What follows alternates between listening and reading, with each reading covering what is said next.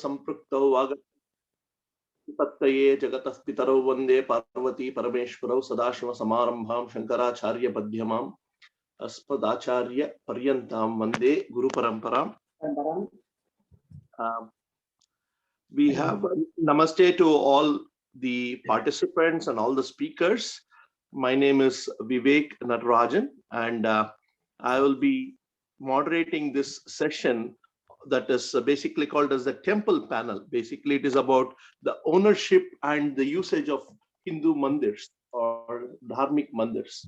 So, this I also want to take this opportunity to wish all my dharmic friends a happy Ganeshotsava. I think despite the fact that governments try to throttle it, the intrinsic dharma in the people has been alive. And I heard from some of our panelists, Umaji especially, that Chennai has become even more religious, and the Vinayaka Bhakti has actually grown 10x. So we need to thank all the governments who are doing their bit to encourage Bhakti in a very interesting way.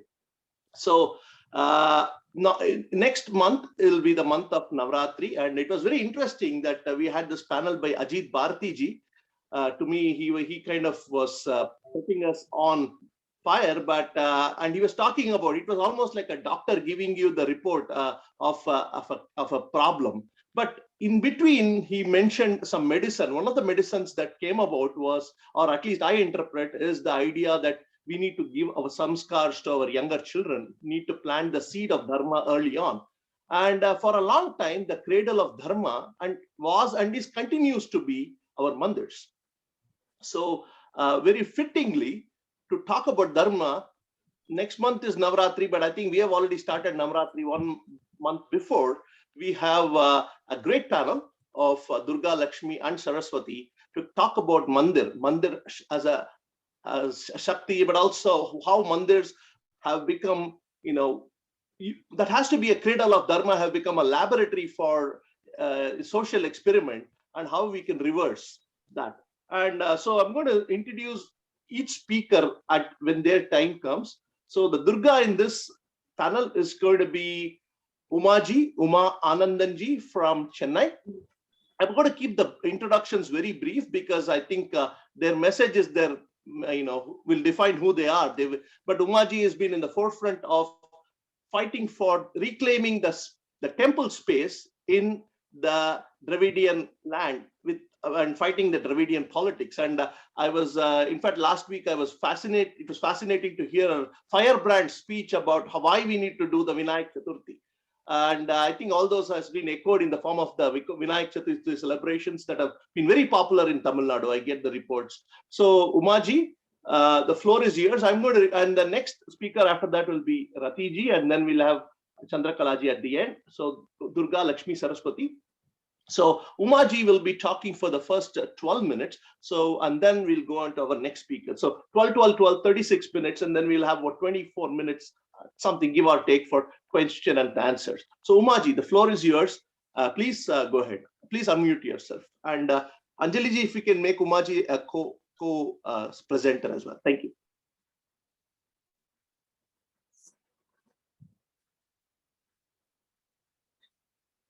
Can I start? Yes, go ahead. Namaskaram to all the Sanatani brothers and sisters there. One good thing I've seen is, the obvious respect that one gets when they know that you are into dharmic efforts. I think that itself shows where our dharma stands.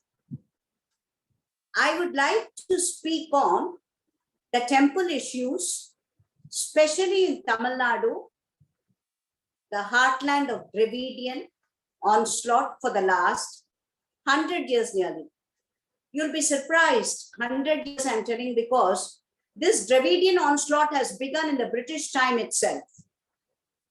In the 1930s, the seeds were shown by the Justice Party, started by the famous PTR family of Madurai, and of course, the debaucherous leader, E.V. Ramasamy. It was started by these two people, and not only two people, I'm sorry, it is started by these noteworthy people who were hell-bent on destroying Join our the meeting. dharma, with especially with the British principles in hand.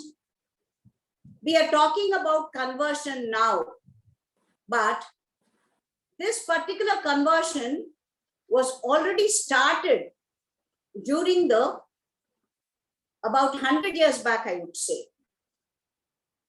Why I am saying that I'm so particular about temples, because they are the seat of our culture, heritage, and everybody says it's a way of life. I will not agree there. I would like to differ with our honorable late President, philosopher President Radhakrishnan. Because for me, when we say that it's a way of life, we are being pushed to a hole where we are not able to lift our heads and give an answer. Our dharma guides us as to how to lead our life. That it is the foundation. That is how I see it. And our temples have always been the guiding force and the force for our dharma itself, because it brought the communities together. That is the truth. But as I told you, thanks to the Macaulay education, thanks to the people from Italy, Britain, like Caldwell, Pope, who all landed at the shores of Chennai and started slowly the falsification of history that now we are shouting about regarding the Mughals. All this Tamil Nadu, it all started 100 years back. You can imagine our plight. See, please understand one thing. Tamil Nadu and even this part of the Vindhyas, I would say, we did not suffer much from the Islamic invasion and plundering, but we suffered a lot from this sort of a conversion mafia from the British, the Italian, the Pope, the Vatican. All of them brought here because fortunately the temples of South India, especially Tamil Nadu, were not destroyed like what happened in the north, east and western part of India.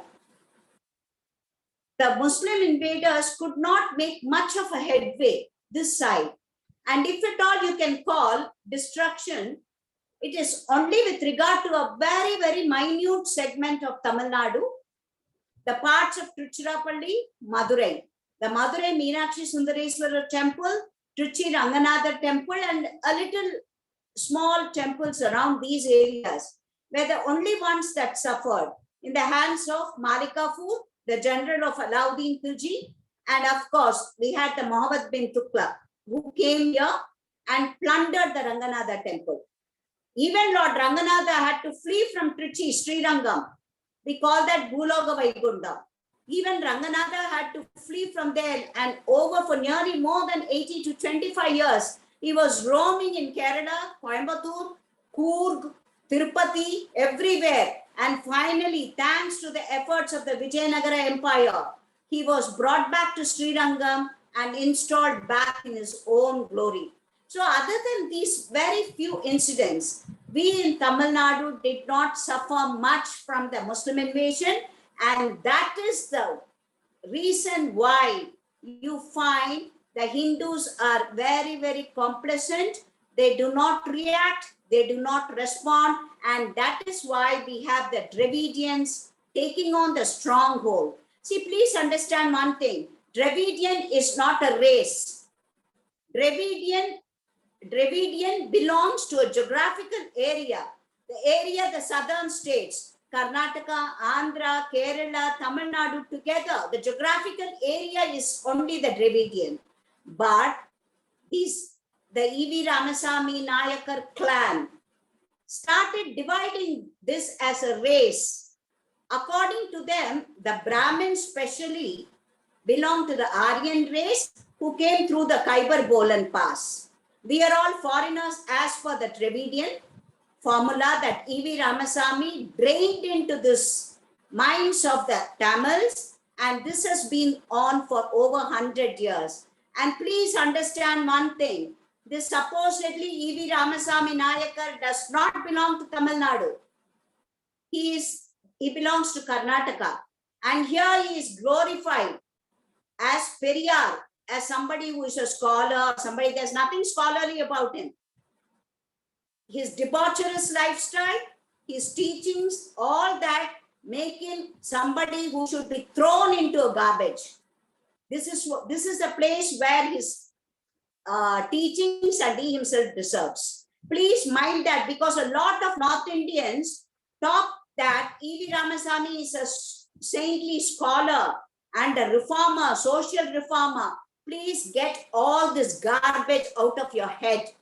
This is nothing but lies and deceit, a foundation of this. So that is my premise. And the temples, another thing they say is, he is a social reformer who advocated that the lower caste should be allowed. He had nothing to do with it. He had nothing in capital letters to do with this. The temple entry was initiated by C. Rajagopalachari in Tirupati, and in Madurai, an advocate, Sri Vaidyanatha Iyer, who belongs to the Brahmin family whom these people today chappal. He went to another icon, Ayya Muthuramalingathevar, one of the co-founders of Forward Bloc and a very, very close associate of Netaji Subhash Chandra Bose, about whom we all Tamilians take a lot of pride. He is a real glorious son of this Tamil Nadu. I don't think any of you would have heard about him. A staunch bachelor who belonged to a very, very rich family. And in the last, this thing, he donated about 500 to 600 of his villages, his ancestral property, to the downtrodden. He is the icon we have to follow. While the same E.V. Ramasamy Nayakar, he made his properties into a trust where and then he married a woman called Maniammai, whom he brought up like his daughter. When he was in 70s, he married this young girl who was in her late 30s. He brought her up like an adopted girl and ended up marrying her. And now she is no more. And now we have his minister, wise counseling minister called D.K. Veeramani, who runs the show. And now his son is a successor for the trust, which is worth about 1 lakh crores. If you call it, and they were all non-believers in gods, especially only non-believers of Hindu gods. They did not have the guts to say, there is no Allah, there is no Christ. They only insulted our Rama, our Ganesha, our Shiva, our Perumal, all this. They put a garland of chappals and they led a procession also. All these have happened. You people will be shocked when I relate certain calamities. And they decided that as for the Macaulian thing, a Brahmin is destroyed, the temple is destroyed, the temple pujas are destroyed, and that is the best way to destroy Hinduism.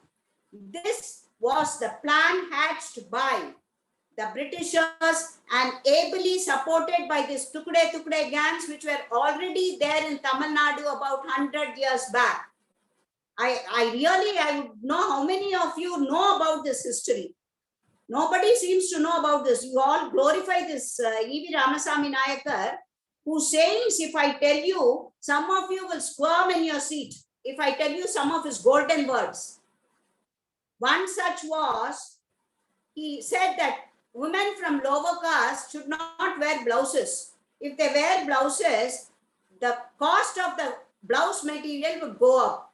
So do not encourage the lower caste women wear blouses. This is one of his golden words coming out from this so-called social reformer who needs to be dragged down from the pedestal that he has been placed for the last 70 odd years by the successive Dravidian governments, including the so-called Madam J. Jayalalitha, who belonged to the Brahmin clan, whom everybody calls her as the Iron Lady.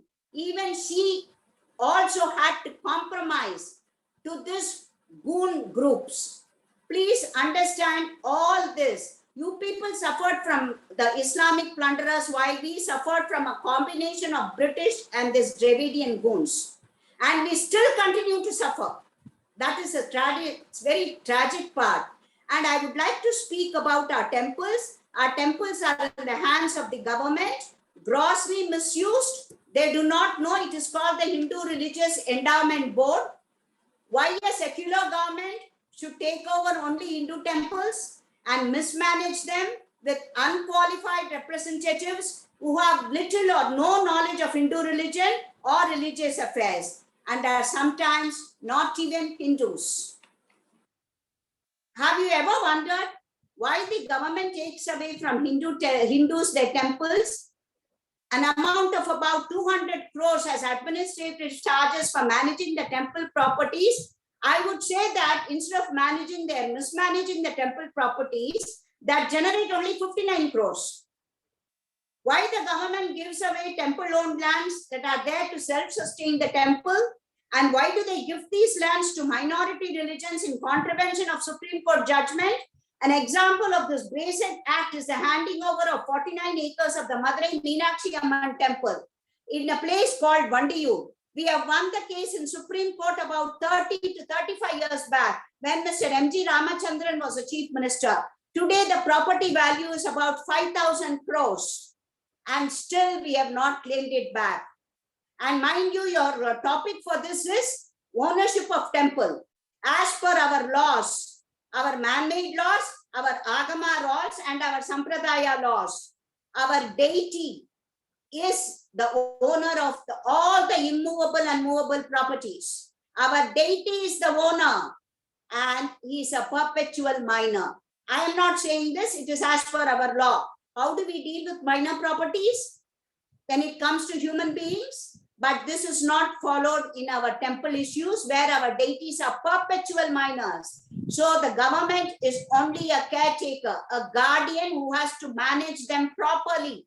But it is totally improperly managed, misappropriated, movable properties misappropriated. The other immovable properties totally gone for a toss, where we can generate a revenue of about 8,000 crores an annum. They are generating an income of 200 crores.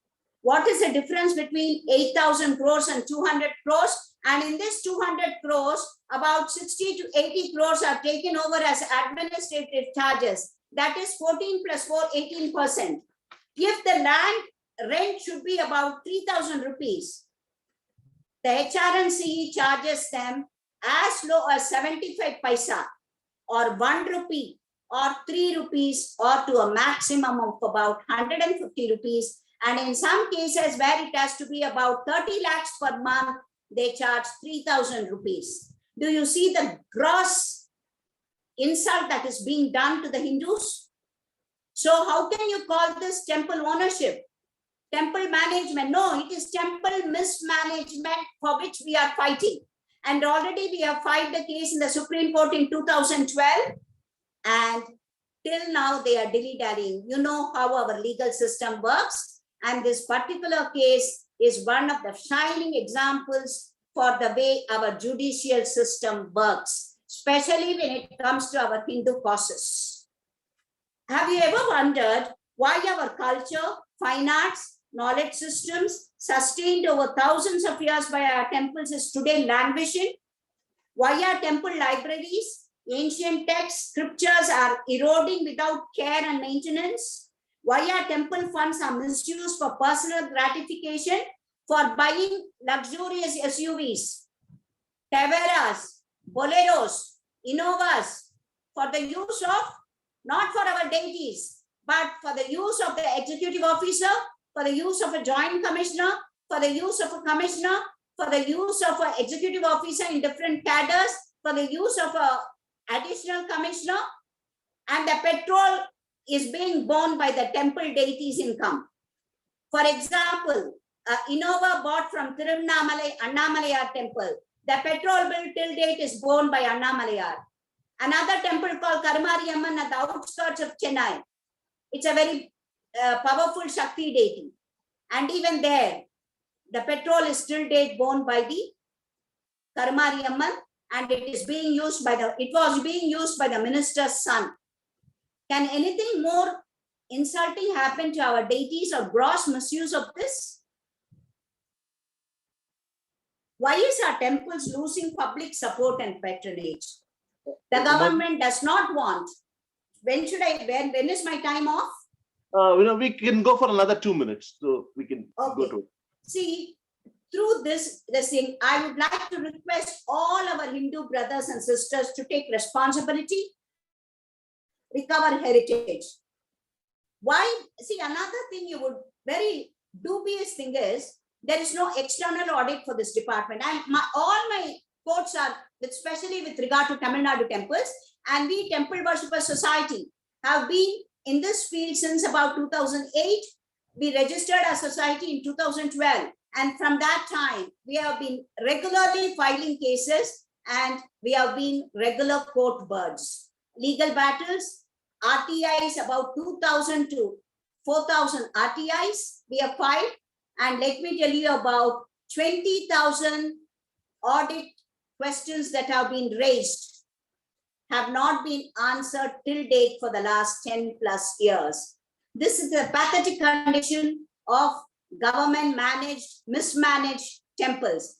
In Tamil, it is called Aram Hindu Aranilayathurai, Hindu Dharmic Department. I would much rather call them as totally a Hindu Adharmic department. Hindu Aramilla Thurai, that is what I call. I even call it as a rogue department. And mind you, as I said, there is no external audit. There is only an internal audit. And who does the internal audit? There is no qualified chartered accountants or anybody.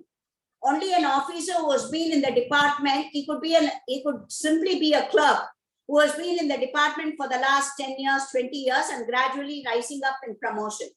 And he does the audit. He does not have any basic knowledge. His knowledge is only pertaining to as to how much swindling can be done, how much of the booty can be shared from the top level to the bottom level. He is an experienced bandicoot, and this is not just for one temple. I'm just quoting for about 50 big temples that get a revenue of about 10 to 20 crores an annum. I'm just looking at the tip of the iceberg. I really don't know how many of you are able to understand the implications of these figures that I am quoting there. I really don't know. It is mind-boggling. We Temple Worshipper Society support all legal and legitimate agitations to eliminate government control, initiate collective action to retrieve our temples and bring back clean and transparent self-management without government interference. And this was what happened. The temples were taken away from us by the British and then by the following consecutive Congress governments. Now the question arises, to whom do we give? From whom did you take? Return it in as it were its condition. That is our question. The Christian places of worship, the Islamic places of worship have been left independently to those religious groups. Why should my place of worship alone, being a Hindu country, the place of origin of Hindu religion, the place where till today Hinduism is the foundation for our living civilization, why should I be targeted like this? And why should a secular government interfere in the religious practices of my place of worship? Tell me when I should do the puja. What sort of a puja should be done? When should the Kumbhabhishekam be done? When the Supreme Court clearly stated that when a temple is in a problem, when there is a problem, the HRNC can take over the temple under legitimate reasons for only a fixed time. They cannot enter as a permanent one and put a chair and table, set up office there.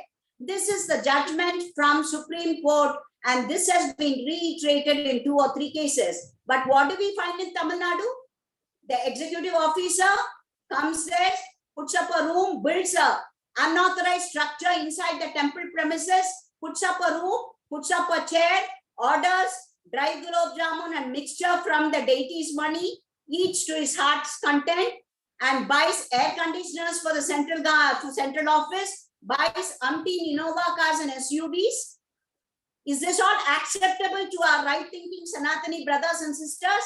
We cannot digest all this. It is high time we take this into our hands and bring an end to this government control, free our temples, and make our deity the rightful owner of this place of worship. See, let me tell you the basic difference. A Christian or a Muslim visits his place of worship, while we Hindus go to our deity's house to have darshan.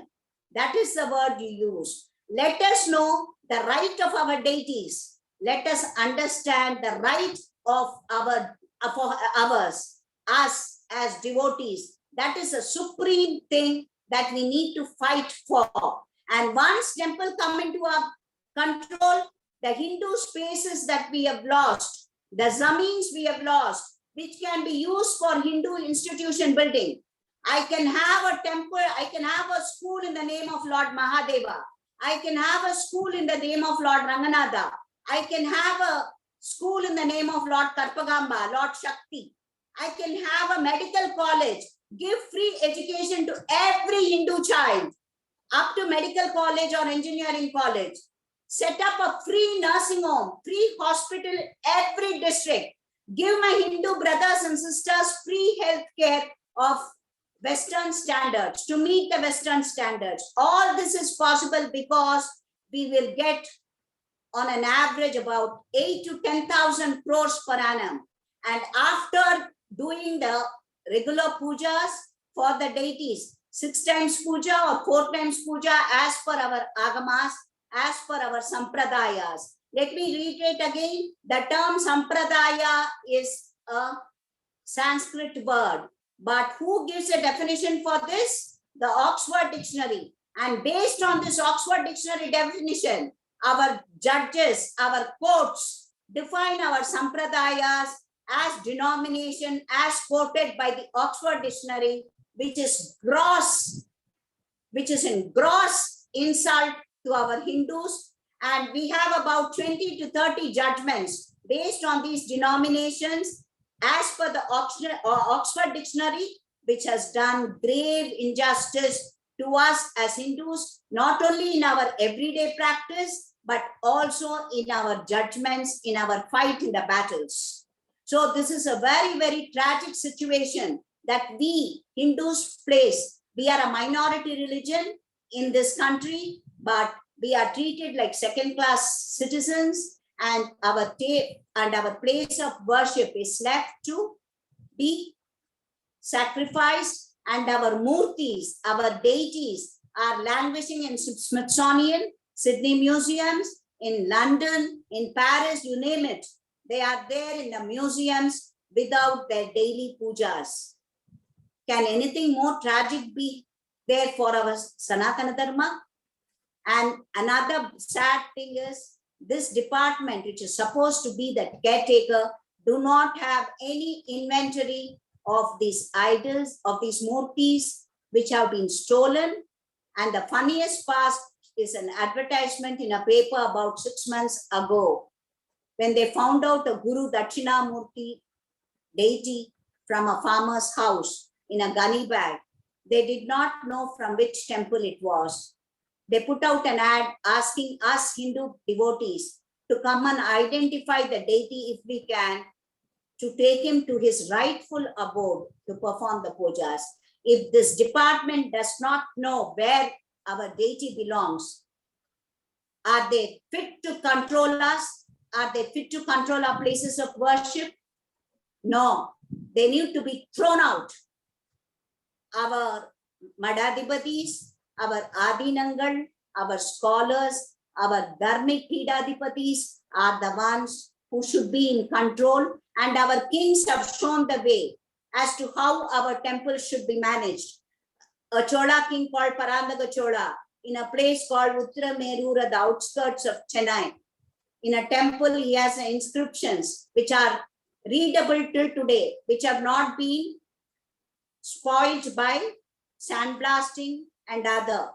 And you do not have bathroom tiles in this temple. While in another ancient Adi Ranganatha temple, in the name of renovation, they have placed bathroom tiles in the sanctum sanctorum. And this is what is happening to our temples, a pathetic state. I would request all of you to join us, the Temple Worshippers Society, in our fight, in our battle for Dharma, for restoring our temples to the previous glory that our ancient kings had placed them, so that our Hindu Dharma continues to prosper as they did in their times. Thank you very much. Umaji, thank you so much. There is a saying in Tamil that says, Sivan Sottu Kulanasam, Perumal Sottu Perumnasam. If you touch the hands of the Shivas, that is the property of Shiva, which is basically, that belongs to the deity, your whole kula gets destroyed. We pray that people don't go that path.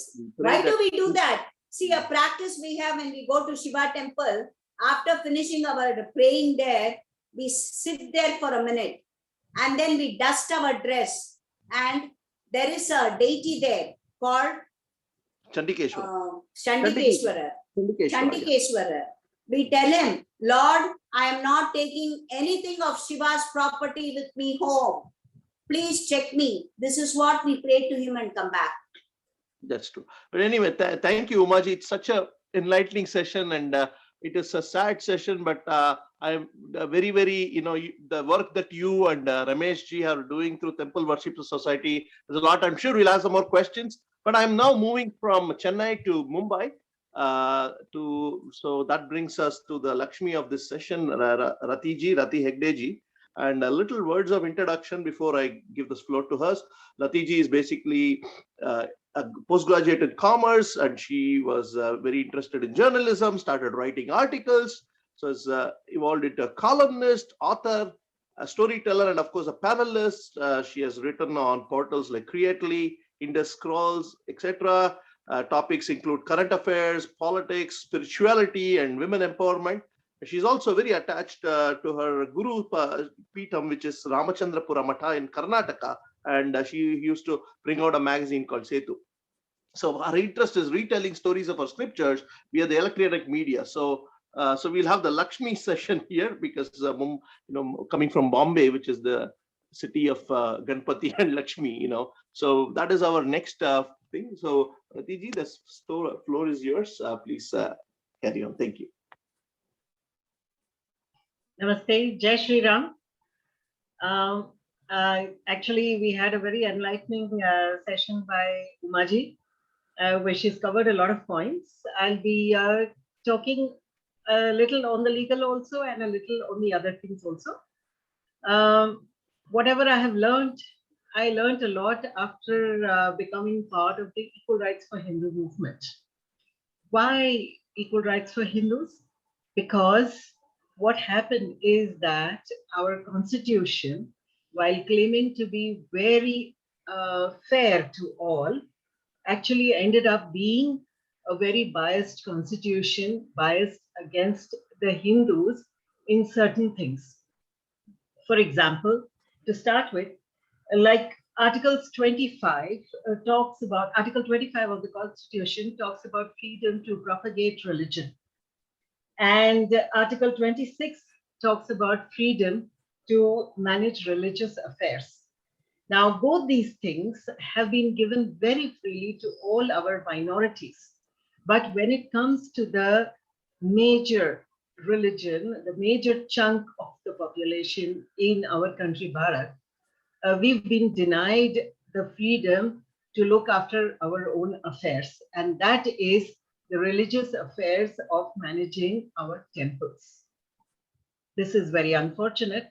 And let me take you through what a temple is, why we need to control it ourselves, and why it is in the hands of our politicians, and what is the effect of this. I will take you slowly through all these steps. Now, you would be very surprised to know, or maybe you already know it, but a mind-boggling 15 lakh acres and more of our country belongs to our temples. This is one of the main reasons why every single state government is interested in our temples. Land, that which cannot be expanded, and that is something that our governments always had an eye on. The other very important thing is the perennial income that comes to our temples, not just via donations or dan, as we call it. It is also through earning by allowing the pilgrims and the devotees of our gods to, by telling them to pay for getting darshans.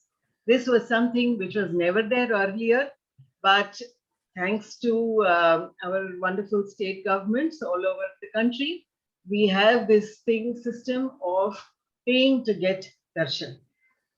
Now, both these things, one is a fixed source of income and one is a perennial source of income, are the reasons why our state governments have been very, very enamored with our temples, while, at all the times saying how they are secular. They are so secular that they have found it absolutely a necessity to control our very communal temples. By its very nature, our temples are communal because they are obviously related to a particular religion or dharma.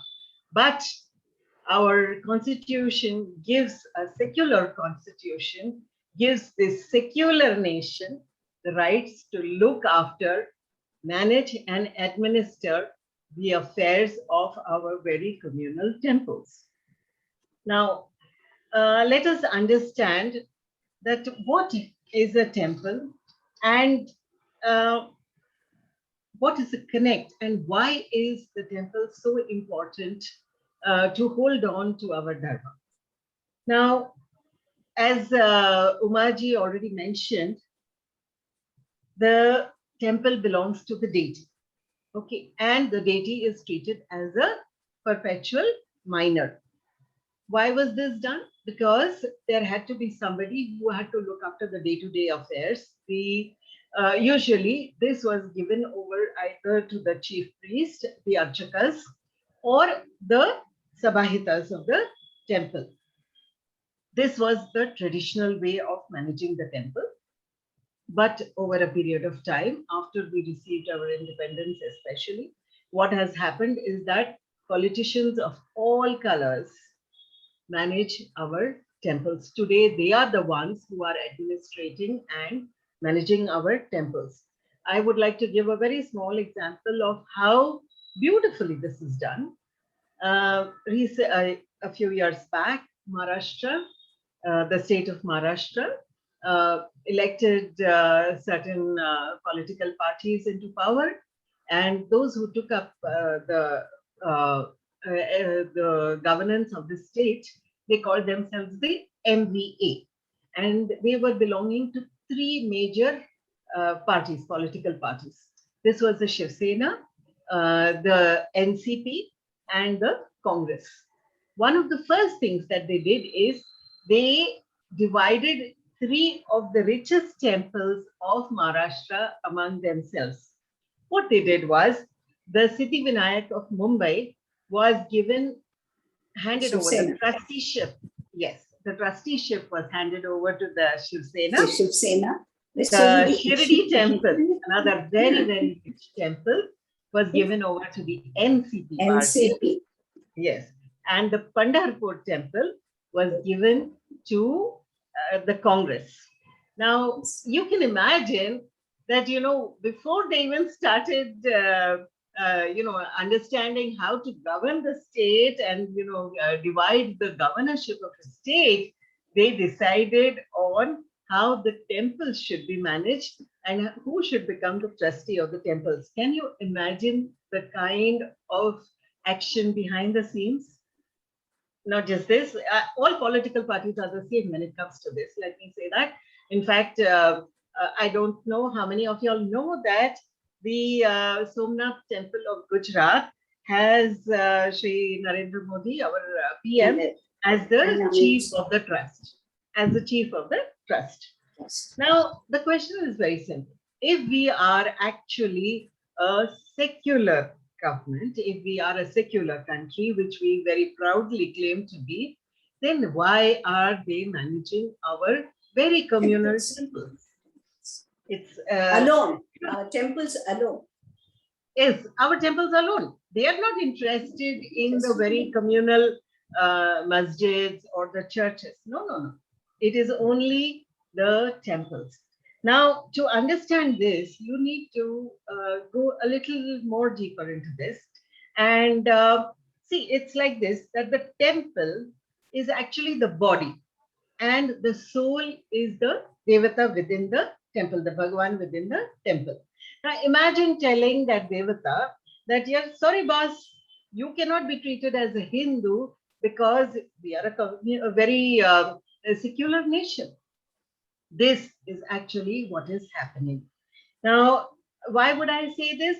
Because our wonderful courts, very learned judiciary, and of course our politicians and everybody, literally everybody under the sun as far as Bharat is concerned, they all have decided that they are the ones who are more knowledgeable in understanding how any system, any tradition or any custom, ritual, etc. has to be followed. A very simple example is how they have stopped the Vedic mantras being told in the temples of Tamil Nadu itself, where Umaji hails from, and they are insisting that it should be now said in Tamil. Okay. Yeah, the gods don't have a right in this, and nor do the poor devotees. Now, why? Why is this being done? The temple is the basic connection between the Devata and the devotee. And not just that, it is the connection between the Devata and the entire community. Because despite whatever has been told to you in the past or something, please do understand that every community had a role to play in the administration of the temple in the past, in every ritual and every pujas that were done. It was not only the job of the Brahmin, despite whatever has been fed into your minds in the past. Please understand that every simple, like for example, the Dhobi community had its role. The Mali community had its role. You had a whole community of people who played the various instruments in the temple. All these things were extremely important, actually. And one should understand that it was the temple was the basic binding factor of the entire community in a particular place. Now, not just was it the binding factor, not just the rituals, not just the pujas and everything, it was also the place where people got guidance and solace both.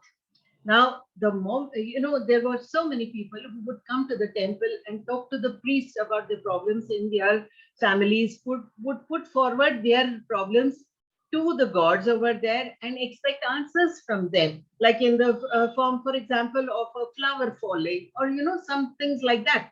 It was what kept their mental strength also intact. Another thing is that our temples are also the Kula Devatas of all our people in our country. For example, a lot of people, for them the Kula Devata is the Tirumala Timmappa, that is Venkateshwara. For some people, even for my father's family, in fact, Kashi Vishwanath was our Kula Devata. But can you imagine that today we are not really, none of us actually are able to, many of us at least, are not able to visit our Kula Devata as and when we want to go there. And even if we want to go there and visit him or her, Kula Devata or Devi, what happens is we get barely 10 seconds of time. And even for that 10 seconds, we have to give money for that darshan ticket. What happens in this? Well, the result of this, waiting to get darshan and then getting it in a crowd and being pushed around and everything is that you start internalizing your Kula Devata. So that connection, the physical connection between your Kula Devata and yourself is broken. Like, for example, if I have a marriage in the family, now I no longer would want to go all the way to my Kula Devata to give them the first card. I will in my house think, Baba, please, Bhagwan, I am writing on the card, I'm printing on the card, Shri Kuladevata Bhyo Namaha. Please accept this as my prayer and bless all of us. Now, you imagine if 3 generations down the line do this, they will completely lose connect with their Kula Devata. They completely lose connect, and not just the connect, the blessings of their Kula Devata. In such a case, what happens is that you become rootless. And when you become rootless, when a generation of people automatically start becoming rootless, such people are the ones who can be swayed very easily with various talks and who can also be converted. They become Hindus in name only. This is one of the biggest casualties of the government control over our temples, where we have lost our soul connection with our temples. We have left the work of the temples basically to our governments. If some repair work had to be done earlier, the people of that place would get together and do it. Now everybody says, "Arey, repair karane ka hai, let the government do it." They have just completely lost that physical connect with the temple. Now, another thing is, in fact, this is what I would actually call the institutionalized breaking up of the attachment with our temples. Now, another thing is, Muslims, they have this zakat system, zakat or whatever system of charity and all that. What did Hindus do? What Hindus did was that they would keep a small amount aside every day in their puja ghar, or whenever there was a festival, they would keep it in their puja ghar, or for any function when they had any happy occasion in the house, they would keep a small amount in their puja ghar.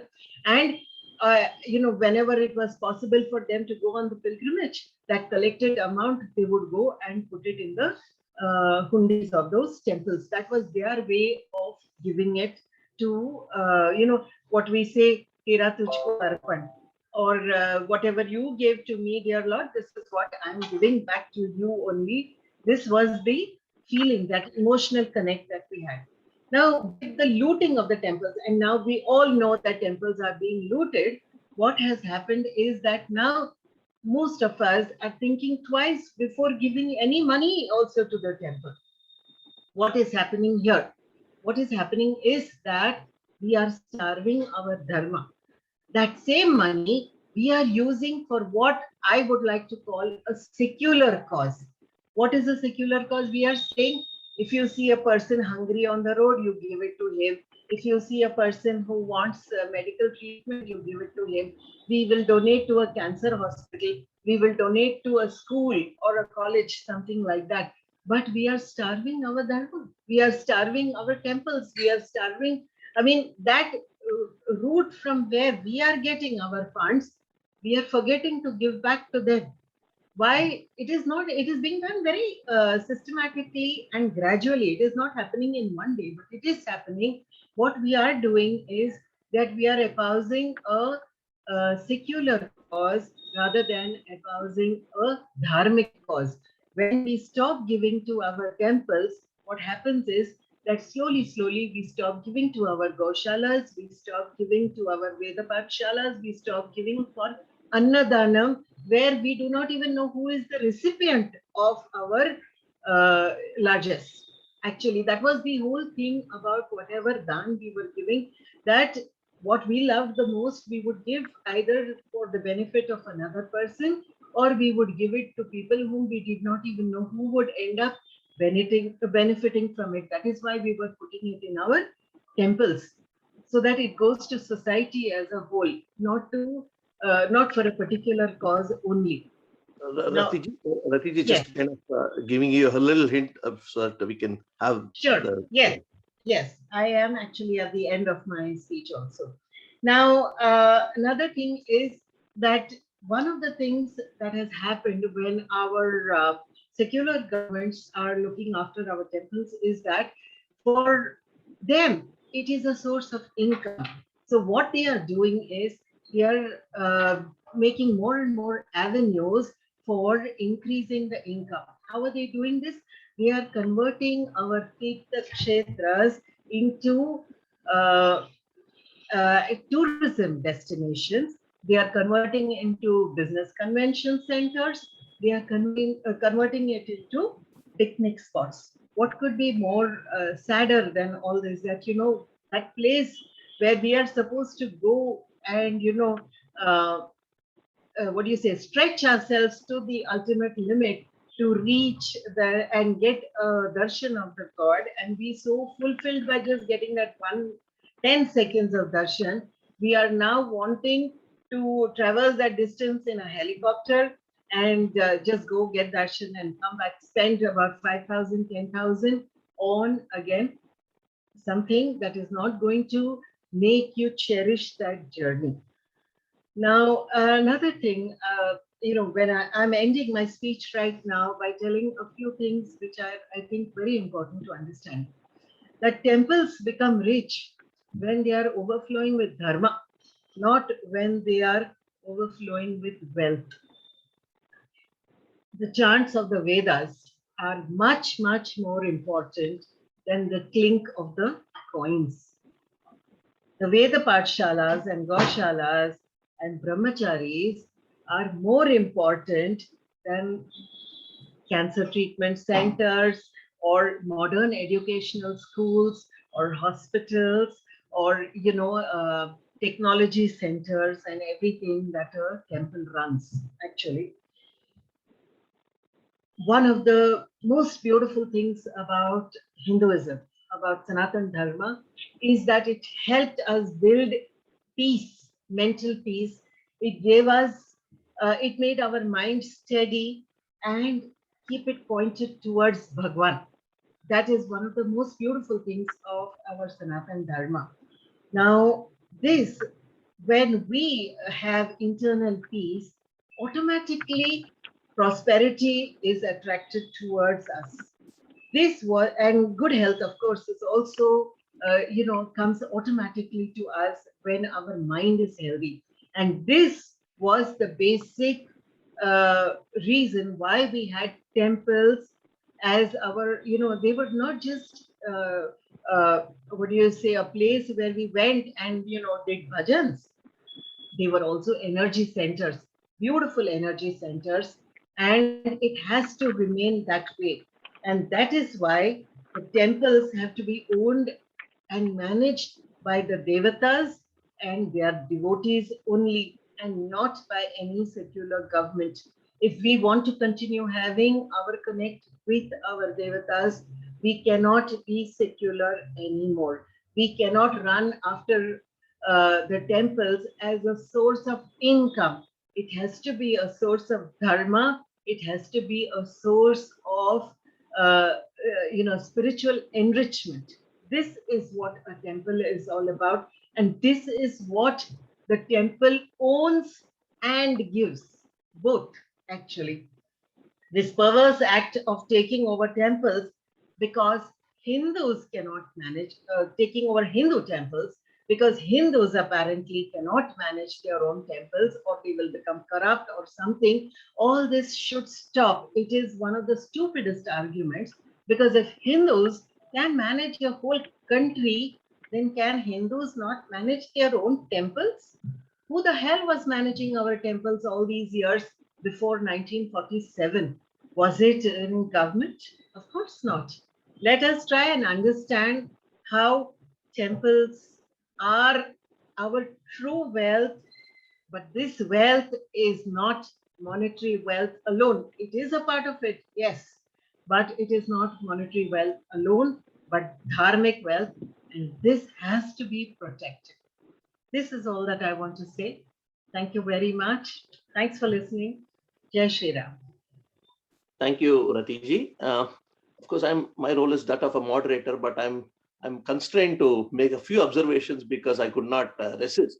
Given and Chandrakalaji, I will request your permission before I introduce you. I'll make a few observations to summarize what Ratiji said and also to add my own a little few 2 cents, if you will. First of all, yeah, this argument that Hindus cannot manage their temple is kind of that is, I think, is very outdated. If that is the case, then how can we manage our own parliament? And if we can manage our own parliament, our own country, I'm sure we can manage our own temple. Absolutely. So that's important. The other observation is I agree. The rupees and the dollars for hospitals and education, that can be coming from CSR by companies, but these are dharmic rupees and you don't touch that. You have to use it for dharma. But the other thing is, I think this probably is from Patanjali's Mahabhashya. Somewhere he talks about, a gentleman was doing tarpan at the foot of a mango tree and he says, Amrasya siktaha, pitarasya siktaha. When you do any Hindu dharma, whether it is the Pancha Mahayajnas, you not only do your dharma, but you also make sure the people around you are fed. So this is so temple. So even when you run a temple, it is just not the priest community, but it is actually other communities that also get supported. So the ecosystem is supported. So it is very important that our temple money is spent for that. That is only faithful, and that is something that is a constitutional right. So it should not be that we beg for it. So that is important, and I think you covered a lot, and so it was very good compliment. So we have covered Durga, we have covered Lakshmi, so we have our Saraswati ji. Chandrakala ji is our third and final speaker, and Chandrakala ji is a very renowned academic. She has been a vice chancellor. She has also been the head of Indian Institute of Advanced Studies. I'm not going into too much detail because she has done monumental work. She has also been on a Fulbright scholarship at UT Austin.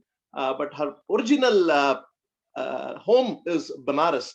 So when somebody is from Banaras, I think the scholarship is a natural. It is like saying, when I say it is a mango, the sweetness is a dimension that is the attribute is existing always. So if you are from Banaras, I think that scholarship is always there. If you have been part of Banaras Hindu University, so Chandrakala ji, welcome to our panel. So you are the Saraswati in this panel today, and we request you to speak. The floor is yours. Thank you very much. Please unmute.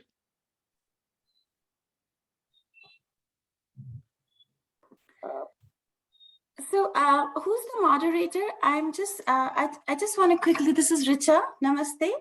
Chandrakala ji, welcome. And I just want to quickly say that Pandit Satish Sharma is next, and he has a hard stop, he has another meeting right after. So we are already at 10 a.m. So is it possible to, when will you wind up? I just want to quickly talk about that. Chandrakala ji, can we wind up in about 15-20 minutes? No, 15-20 minutes will be too much, actually. How about I take Panditji and then we go into this session? Is that okay? No, I think we have already introduced the speaker. I don't think so that. Yeah. All right, then. Please, Chandrakala ji, please go ahead. Thank you so much.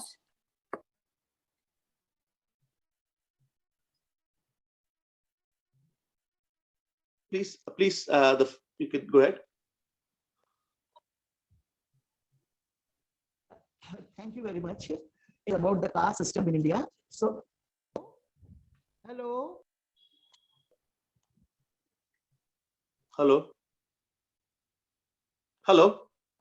Yeah, can you listen to me? Yes, yeah. Please spotlight Chandra. We need to spotlight Chandrakalaji's video. Thank you. Yeah. At the outset, I thank you all for giving me this opportunity to share my thoughts with you all. In fact, in the beginning, I was given the subject that was the caste phobia in India. So I would like to combine both the temple issue as well as the caste. I would start by saying that it is so unfortunate that we have been still working through a very colonial mindset, and we have had misinterpreted our texts in such a way that the very conceptual foundation of these texts have been completely misunderstood, And that is why, whether it is in the field of women's studies or in the field of caste system or in the field of temples. Everywhere we find the same thing. For the past, I would just like to share in the beginning, for the past 15, 20 years, I have been working on status of women in our Dharma Shastras, which have been projected by most of the thinkers in West, as well as by the Marxist thinkers, in such a fabricated form that when I went through the original writings, I found how much epistemological violence we have done with our text.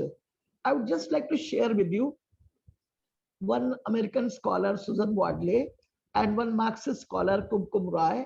They have always been blaming Manusmriti and Manu that in the third, in the 9th chapter of 33 verse, it says that woman is a field and man is a seed. On the basis of that, they have said, see what kind of status has been given by women. But can you imagine if you read the 34 verse, the very next verse, what does it say? It says, sometimes the field is supreme and sometimes the seed is supreme. But just imagine, because the verse 33 suits to their conclusions, suits to their intentions, they are merely quoting the 33 verse. And they have not gone into they have not explained the very 34 verse. So what I'm trying to say you, that throughout we have been really playing with our text. We have not understood our text because we have never taken care of going into these texts. Manusmriti, for example, it was there for 13 centuries as an oral tradition. It was only Medhatithi who codified it in 13 volumes. Then you see Kalluk Bhatt, he codified it in 8 volumes. And Bhagwan Das, the Bharat Ratna from Kashi itself, he wrote 3 volumes. He was a theosophist, but he wrote 3 volumes. That is the Science of Social Organization, a study in Manusmriti. If you want to understand this text, you have to go through all these original works as well as the original text of Manusmriti. So then I realized that how we have tried to impose our own colonial mindset or the contemporary meanings of the words on the text of Manusmriti. I would just like to share one more thing. For example, in the Western liberal tradition, what is the meaning of freedom? Well, how is it defined? Individual is defined as a self-sufficing, self-defining subjectivity who knows his interest better than anyone else. This is the definition of individual in the Western liberal tradition. And that is why they say that he should be given all freedom. There should be no restrictions imposed on him. Here the word freedom is very, very different from the word in which Manu has used the word. When Manu says that Pita rakshati ko hamare bharta rakshati omne istyam swatantram narhati, when he says that, what did he mean? He did not use the word swatantrata in the meaning which we have attached in the Western liberal tradition. He only meant security. And if you read Manusmriti as a whole, you will find Manu very clearly lays down that you cannot be called, a father cannot be called a father unless he protects his daughter. Husband cannot be called a husband unless he protects his wife. And a son cannot be called a true son unless he protects his mother. The question arises, protection doesn't mean that they are superior. They are doing their own work. I am doing my own work. How can my child or my son be superior to me, whom I have brought up, and because of me only, he could stand on his feet? But the question is that we try to impose the present meanings, which present meanings on the text which we are studying. So the question is, with this colonial mindset, if we work, what happens? We have tried to fabricate our Hindu traditions, our Hindu scriptures, our Hindu practices in such a manner what Britishers did. They wanted to make us believe that we are very conservative, we are not at all modern, modernity only means westernization. So we have gone through all these kind of calamities, I should say calamities. Same happens with the caste system. There is no mention of caste system in our Vedas. I can say categorically claim there is no mention of caste system in our Vedas. You just see, we have had the Varna system, and the Varna system is not based on birth. It is based on occupation, and that is why only because of our deep-seated Eurocentric and ethnocentric biases, we have started, we have degenerated our Varna system into the caste system, which is the, I think it has been given only by the English people in so many of its verdicts. I have no time to go into those court verdicts, but there was no Jati system there. And there have been so many courts, from our texts, which you read, which you go into, and then you will find, I would just like to quote the 90th Sukta of the 10th Mandala in the Rig Veda, which says, from his mouth came forth the Brahmins, and of his arms were Kshatriya made. From his thighs came the Vaishyas, and his feet gave birth to Shudras. Now the question arises, many of the people say and claim that there is a hierarchical order because Shudras come from the feet, but they do not have the time to go into the very verse, into the very next verse, that is of 10th Mandala, 19th Sukta, where they say, I would like to quote, of his mind the moon is born, of his eyes the shining sun, from his mouth Indra and Agni, and of his life breath Vayu, space unfolds from his navel, the sky well formed from his head, from his feet, please listen to it carefully, from his feet the earth, and his ears the quarters, thus they thought of all the worlds. The question arises, in the above verse, it has been clearly said that the earth comes from the god feet. Then if the earth comes from the god's feet, is it then inferior to the moon, which comes from the mind? There is clearly no hierarchy intended, but only symbolic meanings. This can be driven home more clearly if one reads Purush Sukta thoroughly or in its entirety. Then only one would understand that here God, that is Purusha, is depicted as the perennial source of all creation, as having countless heads, eyes, and legs manifested everywhere beyond comprehension. All creation is but forth a part of him, and rest is thus ambiguous. Hindu sacred texts clearly relate varnas to the guna, that is behavior and character rather than the birth. That is why different individuals of the same family can have different varnas, and those individuals had a choice of varnas that is also present in the Rig Veda itself. Mandal 9, Richa 112 and Sukta 3 says, I am a reciter of hymns, my father is a healer, my mother a grinder of corn. We desire to obtain wealth through various actions. See, here different persons in the family, they belong to different varnas. If one was born in a Brahmin family, he did not necessarily become a Brahmin. Bhagavad Gita also mentions varnas. It says, the four varnas were created by me according to differences in guna and karma. Although the creator of this know me as the non-doer being immutable. This is Bhagavad Gita, chapter 4, verse 13. The next significant point which I would like to address is what is the relationship between the Vedas and the four varnas. It is very clear that varnas are not rigid or birth-based. If Varnas are not rigid and birth-based, then how a relationship between the Vedas and the evil of untouchability can exist? Even Baba Sahib Ambedkar in his book on the untouchables is compelled to mention that there was no untouchability in the time of Manu.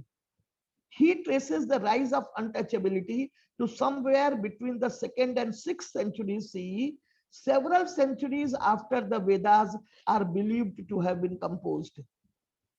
Thus, it becomes very clear that caste hierarchy and discrimination is not sanctioned by the Vedas.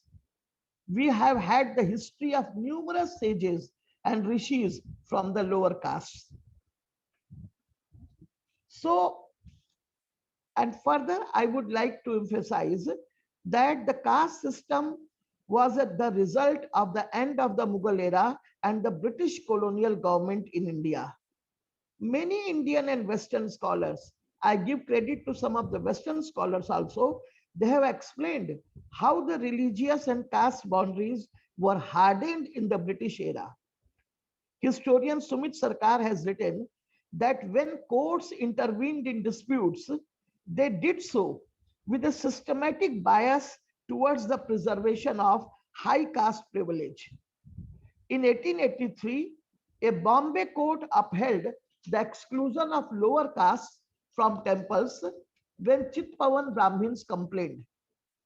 In 1908, the Privy Council denied women of the low caste Tamil Nadar community the right to cover their breasts. Again in 1924, members of Ambedkar's Mahar community were convicted by a Nagpur court for daring to enter a temple complex. That is why social anthropologists like Arjunappa Durai have shown how British censuses hardened caste and sectarian lines by forcing people to slot themselves into particular religious and caste groups. And that is why I say with conviction that the caste system represents a division of labor based on birthright justified by moral and religious concepts. The Brahmins as the most powerful, devoted to studying and teaching, Kshatriya as rulers and warriors of the society, Vaishyas as farmers, merchants and traders, and Shudras as manual laborers. And that is why Pandit Deen Dayal Upadhyay, the Sangh Parivar's influential ideologue, wrote in Integral Humanism that, I quote, society is self-born and forms an Kalaji, your voice is breaking out. System. Pardon? Your voice is breaking.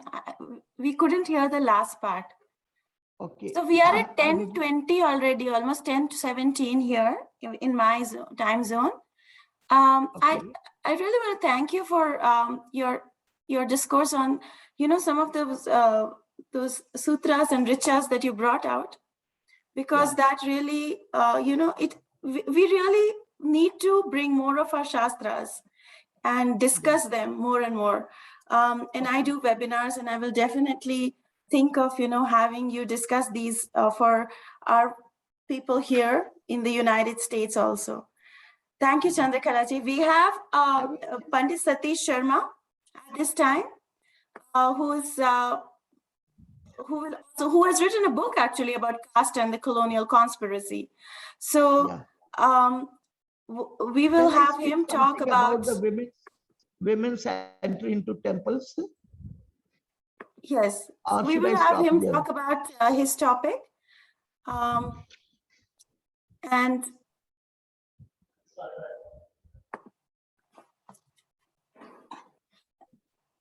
and it is sort of a continuation of what we just, discussed. And Pandit Satish Sharma actually has a hard stop. He has another meeting to go to right after this. So I will